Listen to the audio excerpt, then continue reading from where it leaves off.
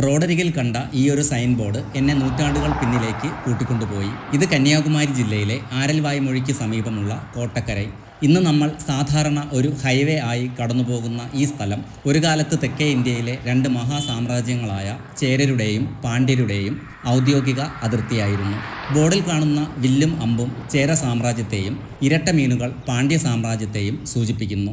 ഈ ബോർഡിൽ നിന്ന് 300 മീറ്റർ മാത്രം മുന്നോട്ട് പോയാൽ പഴയ കോട്ടയുടെയും കാവൽപുരയുടെയും അവശിഷ്ടങ്ങൾ ഇന്നും കാണാം. ശത്രുക്കളുടെ നീക്കങ്ങൾ നിരീക്ഷിക്കാൻ നിർമ്മിച്ച ഈ സ്ഥലം പിന്നീട് തിരുവിതാംകൂറിൻ്റെ ആരംഭോളി കോട്ടയുടെ ഭാഗമായിരുന്നു. ഈ പഴയ ഇഷ്ടിക ചുവരുകൾക്ക് മറ്റൊരു ചരിത്രം കൂടി പറയാനുണ്ട്.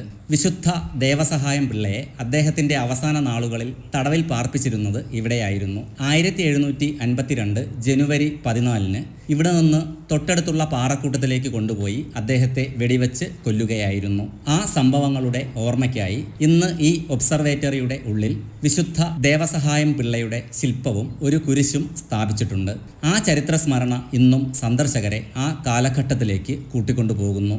യുദ്ധങ്ങളുടെയും അതിർത്തികളുടെയും രക്തസാക്ഷിത്വത്തിൻ്റെയും കഥകൾ ഇന്നും ഈ കാറ്റാടിമലയുടെ കാറ്റിൽ മുഴങ്ങുന്നുണ്ട്.